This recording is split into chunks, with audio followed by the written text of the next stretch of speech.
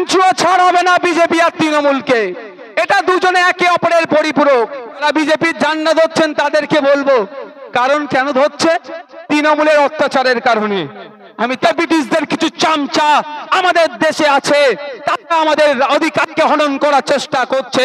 সময় তার নিরাপত্তা রক্ষী নিয়ে ঘুরতো, কখন নিরাপত্তা রক্ষী ছাড়া ঘুরবে তিনি লক্ষ্য করছিলেন, ফলো করতেন। ফলো করতে করতে দেখতে পেলেন, যিনি যখন মর্নিং ওয়ার্কে বেরোতেন, সকালে যখন মর্নিং ওয়ার্কে বার হতেন, সেই মর্নিং ওয়ার্কের সময় তার কাছে কোনো সিকিউরিটি সেই অর্থে থাকতো না।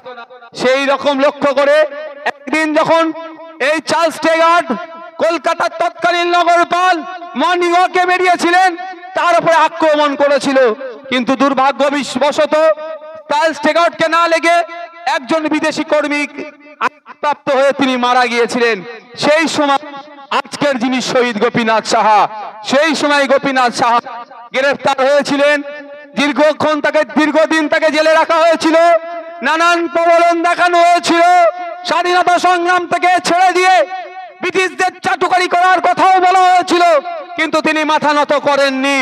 অবশেষে 1924 সালে 16ই ফেব্রুয়ারি তার ফাঁসি রায় হলো ওই দিনকে, আর মার্চ 1924 সালে তার ফাঁসির দিন ঠিক হলো।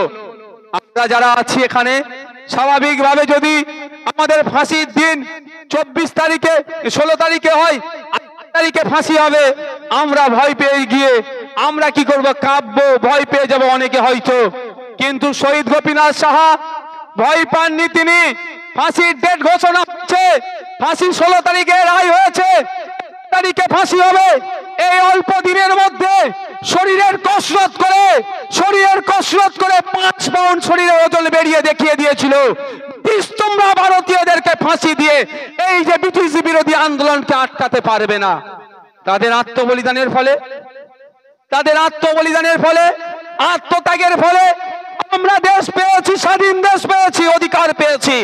আজকে ব্রিটিশদের কিছু চামচা আমাদের দেশে আছে, তারা আমাদের অধিকারকে হনন করার চেষ্টা করছে।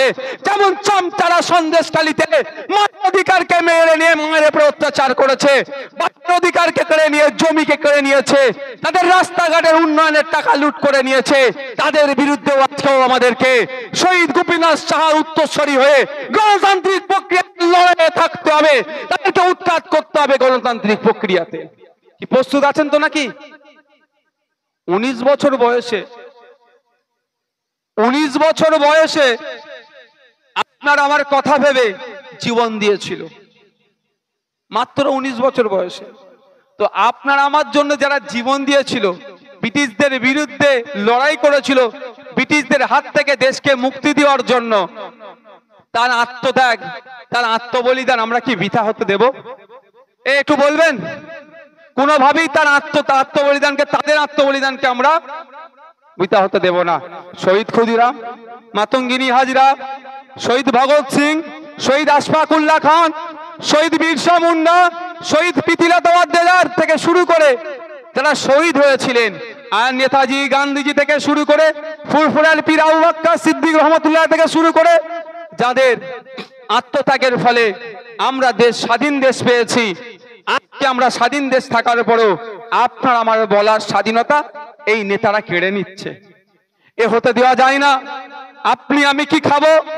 এই বড় বড় ব্রিটিশরা, যা তাদের উত্তরসূরি হিসাবে এখন যারা, আমি মনে করি তাদের উত্তরসূরি এখন বিজেপি, আপনি আমি কি খাবো তা ডিসাইড করে দিচ্ছে। তাদেরকেও গণতান্ত্রিক প্রক্রিয়াতে পরাজিত করতে হবে।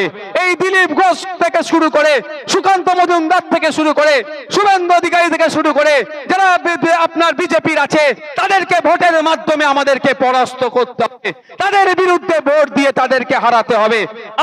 আর বিজেপিকে যারা এখানে জায়গা করে দিচ্ছে, এই মমতা ব্যানার্জি, এই অভিষেক ব্যানার্জি, এই কুণাল ঘোষ, এই যারা আছেন আরো নেতা নেত্রীরা, যা বিজেপিকে যারা বাংলায় জায়গা করে দিচ্ছে, তাদেরকেও একইভাবে হারাতে হবে।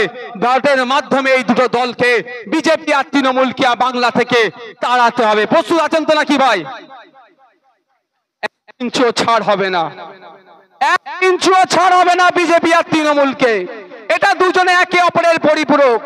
আমরা যদি কেউ মনে করি অনেকে তৃণমূলী অত্যাচারের কারণে বিজেপির ঝান্ডা ধরছে। যারা বিজেপির ঝান্ডা ধরছেন তাদেরকে বলবো, কারণ কেন ধরছে? তৃণমূলের অত্যাচারের কারণে। আমি তাদের কাছে অনুরোধ করব, তৃণমূল আর বিজেপি কি আলাদা? আপনাদের মনে হয় কি আলাদা? এ নাটক চলছে, এ নাটক চলছে।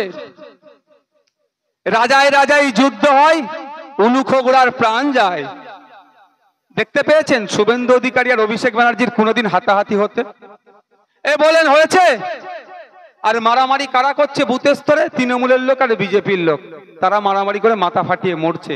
আর অভিষেক বাবু থেকে শুরু করে তৃণমূল কংগ্রেসের যে নেতারা ইডি সিবিআই ডাকছে, 9 ঘন্টা 8 ঘন্টা করে ঘুরছে, ভিতরে চা খাচ্ছে কি কোল্ড ড্রিঙ্কস খাচ্ছে বলতে পারবো না, বাইরে বেরিয়ে খুব ডায়লগ দিচ্ছে। আর আপনি আমি কি ভাবছি, এবার ধরা পড়ে যাবে, এইবার ধরা পড়ে যাবে, এবার একটা কিছু হবে, ঘোড়ার ডিম হবে।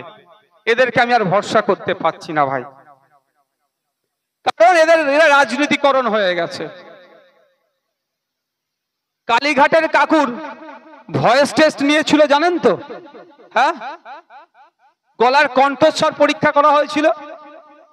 কতদিন হয়ে গেল ভাই, সন্দেশখালীতে আমাদের দিকে ঢুকিয়ে দিল। অবশ্যই সন্দেশখালী যেটা হয়েছে আমরা প্রতিবাদ প্রতিরোধ করেছি। আমি নিজে গিয়েছি, যেতে চাচ্ছিলাম, আমাকে 8 ঘন্টা অ্যারেস্ট করে রাখা হলো। আমাদের আজকে সকালে আমাদের এক নেত্রীকে অ্যারেস্ট করেছে, আমরা আইনি লড়াই লড়ে নেব। গত কয়েকদিন আগে আমাদের এক নেত্রীকে অ্যারেস্ট করেছিল, আমরা আইনি লড়াই তাকে জামিন করিয়েছি। কিন্তু সন্দেশখালী থেকে সামনে রেখে কাকুর ভয়েসের যে ভয়েস টেস্ট পাওয়ার ছিল সেটা কোথায় গেল? দুর্নীতির জন্য যে কারণে সন্দেশখালীতে গেল, সেই মামলা কত দূরে গেল আর দেখতে পাচ্ছি না আমরা। এটা গট আপ করে আছে।